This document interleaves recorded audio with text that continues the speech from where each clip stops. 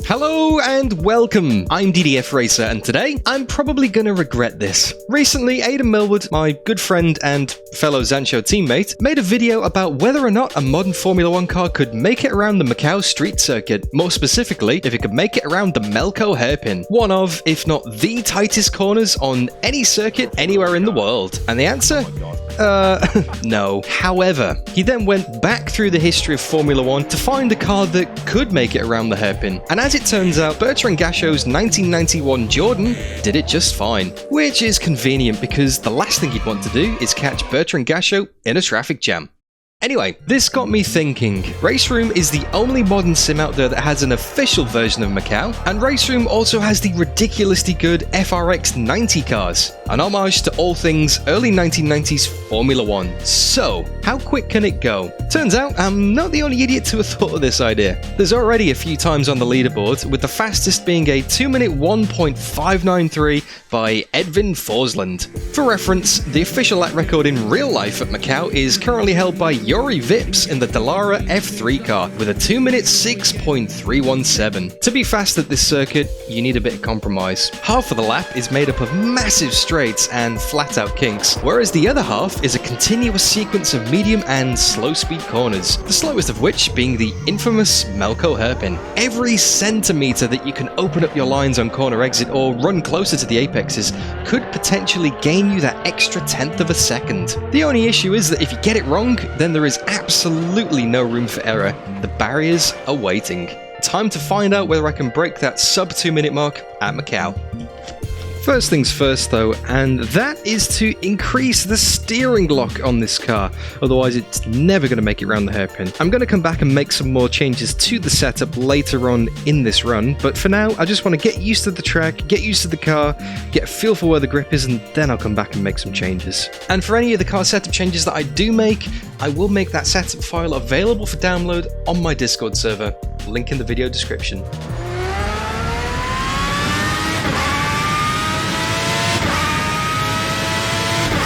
So as you can see here, the walls are extremely close to the side of the circuit, and this is the good part, trust me. Very shortly, it's going to get down to just 2 lanes. So taking it nice and easy on this first lap, getting used to where the brakes are, getting used to where the grip is on the corners. Now I'm driving the V12 version of the FRX 90 car, simply because, oh, well, just listen to that sound.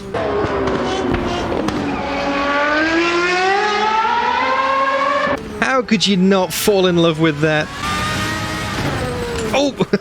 And there's the first bonk into the barrier of many I'm sure I'm going to have today. There's only a small bonk, and luckily in leaderboard mode in RaceRoom, damage is disabled. Tyre wear and fuel use is also disabled, so fixed conditions for every single lap. Makes it nice and easy to get some reference points. Okay, so here we are, the corner we've all been looking forward to. Now I'm taking this very slow, pop it down into first gear, maximum crank on the lock. It's so slow, it's so tight. There is a little drop in the road surface which kind of pushes the front towards the exit and towards the barrier on the outside. It just kind of pathetically skates along the circuit. Alright, and that is the first lap on the board. That is a very slow push lap, and that is a 2-minute 6.6, which isn't actually that far off Yuri Vips' record. Gotta be very careful on braking. It's quite easy to lock up, especially towards the end of the braking zone once the aerodynamics stop pushing the car into the road. Not that these 1990 Formula 1 cars had that much aerodynamic force on them, well, compared to modern Formula 1 cars, that is. Still a lot compared to a road car, but yeah, pretty primitive aero back in the day. Mechanical grip is definitely where these things are at, which is good because there's a lot of corners that require mechanical grip. Now I am quite familiar with the Macau street circuit to begin with. I've done quite a few races here in the past, so I don't really need to get up to speed on the circuit itself so much. It's more so finding the limits of this FRX 90 car.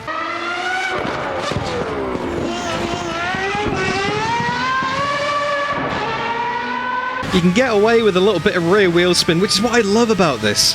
Just got to modulate it with the throttle. But one of the things I am noticing immediately, which I do want to fix on the car setup, is the initial turn-in is not great. Like, it's very understeery on corner entry, so I need to maybe fix the diff. Anyway, that's my second lap on the board. That is a 2-minute 2.750, which already puts me into third place on the leaderboards. Yeah, so much understeer. I think maybe taking some of the rear wing out will help, which is also going to help down the honking big straights as well. Car is a bit slow to change. Change direction through the S's, and that's another hit into the barrier. Alright then. Well, at least I'm getting a feel for where the car's at now, finding where the limits of grip are. I'm definitely finding where the... Oh, I'm definitely... Point in case, I'm definitely finding where the barriers are as well. Oh, that's way too late. That was always going to happen at some point. This is the point, guys. This is the point of these first few laps, these scruffy laps. You got to find the limits. Because if you don't know where the limits are, you can't push them. I want to try and get below that 2-minute mark. Ralph Furman actually has the unofficial lap record here, a 1-minute 59.4, set in 2003 in his Jordan Formula 1 car. But it wasn't an official event, it was just a demonstration run, so, like I say, it's an unofficial lap record. If I can get anywhere near that, that'll be nice. Whoa! Whoa! That was a bit wiggly. Oh, there it is. There it is. There's that little crest in the road I told you about where it drops away. If you catch that drop in the road just wrong, it will just push you towards the outside and skate the car across the track, so you gotta nail the line through there. It's very tricky. But that was 1.6 seconds up, which would have been the fastest time on the board so far. Alright, let's try again.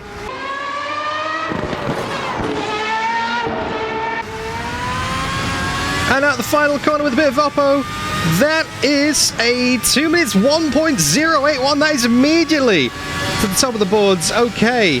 And there were several mistakes on that lap as well. But before I go any further, I'm going to come back to the pits. I'm going to make those setup changes that I was on about. I like the downforce on the front because that is giving me a lot of turn into the corners. I don't want to take away front downforce because the car is already understeering as it is, but I am going to drop the rear wing, say maybe 3 clicks, and I'm also going to increase the rear ride height just a couple of clicks, because then that will help the car pitch into the corners when it comes onto the brakes. The rear is going to be more in the air, the weight's going to be more in the nose, and it should give me more steering ability. Oh, this thing has engine maps. I completely forgot about that.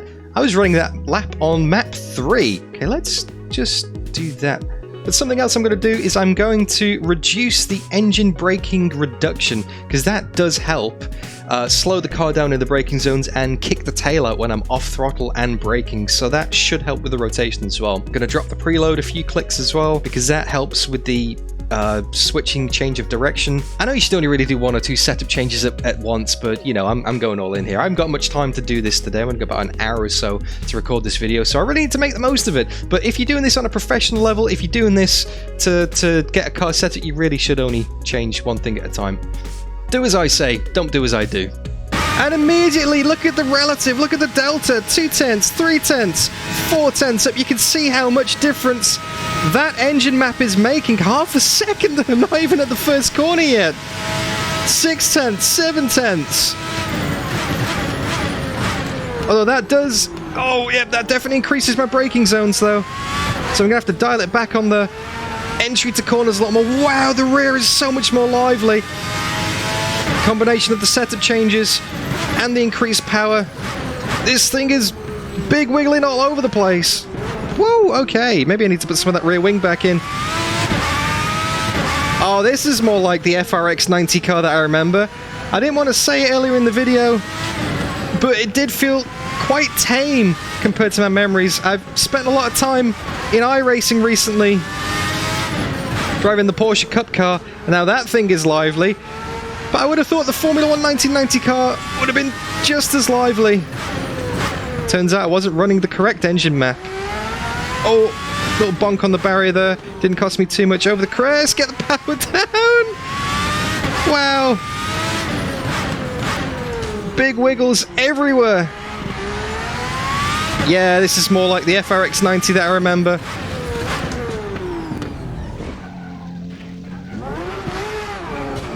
Short shift to second. So clumsy. That Macau hairpin is so clumsy. Wow, almost 2 seconds up.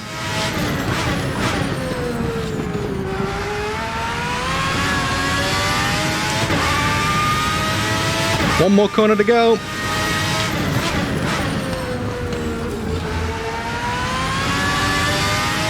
Yeah, it's going to be 2 seconds up. It's a 1:59 flat. That's mental. That beats Ralph Furman's record as well. How much more time is there in this? Oh, I'm not going to find it by doing that, that's for sure.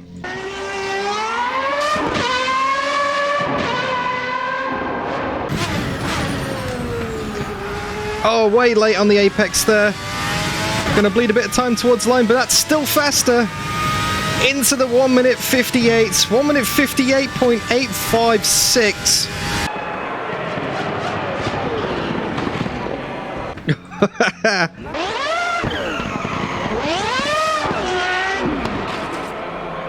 Bit too adventurous on the brakes there. That's definitely too late. The trick to this car that I'm figuring out right now at this circuit is you've just got to be so smooth with your right foot.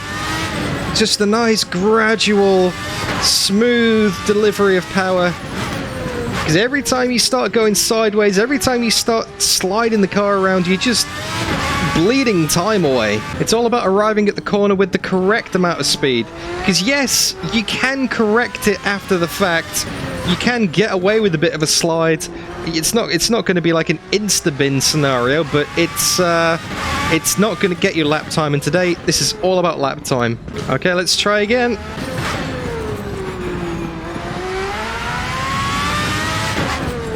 Woo-hoo-hoo! Slidey. Oh no, there's a barrier. I was a second up. That was nearly a second up as well. I did the Macau hairpin thing again. Car just slid across the track. Maybe it's a ride height thing. Maybe I need to raise the ride height overall in the car a little bit. Okay, so the whole car is now a couple of clicks higher. This is probably going to adversely affect the downforce around the rest of the circuit. Probably affect my drag and straight line speed as well. Yeah, the car's gone back to being understeery again. Doesn't really want to turn in as well. I mean, the delta bar is not too bad though. I mean, it's mostly positive. Moment of truth.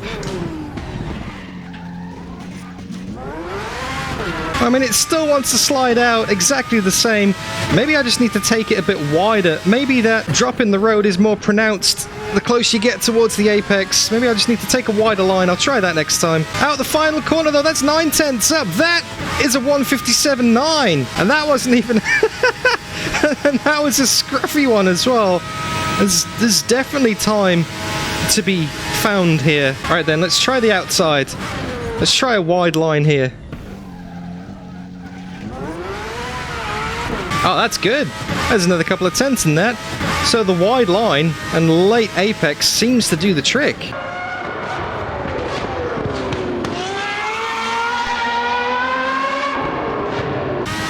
There we go, that's half a second up. So if we can maintain that through the final corner.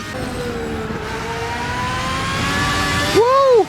Oh, that's so close to the barrier. That is a 1:57.434. I actually kind of like the high ride height setup. Maybe that's just me getting used to the car now and finding the limits here at Macau.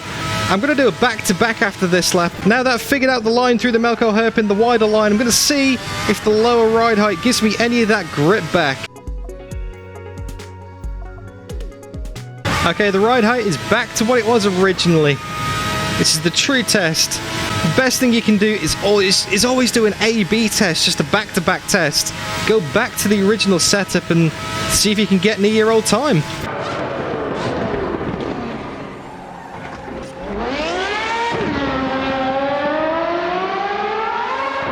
That's actually a lot slower, second and a half slower. So just a thought experiment. What I'm going to try and do is I'm going to raise the front ride height by 1 click only. Let's see what that does. I think the front of the car is scraping along the ground. Now, something that I haven't actually played around with yet is the coast setting in the differential. And reading this, it says decrease if the car is hard to turn, especially whilst negotiating tight corners. Now, I don't think that a tooltip description has ever been more fitting of the problem that I am experiencing, so I'm going to drop the coast down a few clicks there, maybe just 2 to start and see how that goes. In addition to raising the front ride height by 1 click. Let's give this a go.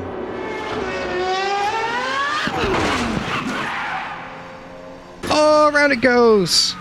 Okay, so silly little mistakes aside, the car setup is definitely moving in the right direction. It feels much better. The little tweaks that I've made seem to be just dialing it in just nicely, so I know that the lap time is there. I know that potentially there is a 1 minute 56 in this car. But the only way I'm going to get that lap time is if I give it my 100% maximum focus, and that might take a few attempts of me just concentrating and not really saying anything, which probably isn't the best viewing for you. So, through the magic of editing, I am now going to cut towards my best lap. Here we go.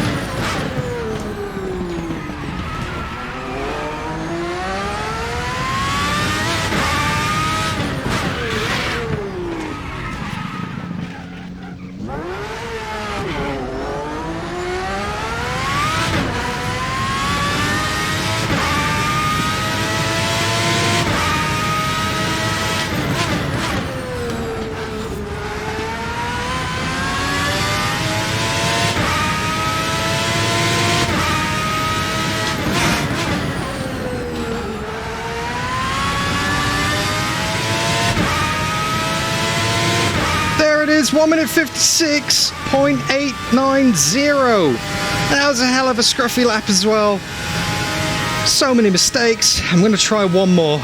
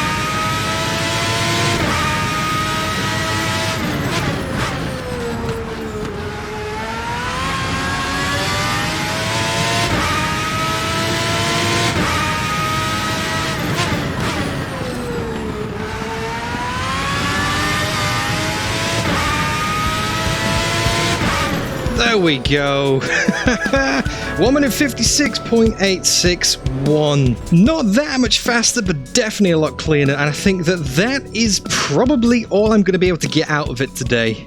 Maybe I could come back, make a few more tweaks to the setup. Maybe I could, you know, when I've not been going at it for a couple of hours, maybe I could come in fresh and set a better lap time. But for today, 1 minute 56.861. That is me. Now, as I'm sure you can probably tell, that's rather sweaty work, as usually tends to be with these hot lap competitions. And that's right, this is a hot lap competition. I'm now throwing it over to you guys. Go and fire up this car, go and fire up this track, FRX90 at Macau. Go and see if you can beat my time. Like I said earlier, my setup is in my Discord server, which there is a link for in the video description. Good luck. And as always, thank you so much for watching this video. If you enjoyed it, don't forget to leave a like, share your thoughts in the comments. Go and check out Aidan Millward's video as well, because that's well worth a watch. But if you liked what you saw, maybe subscribe to the channel so you don't miss my future content. Whoa.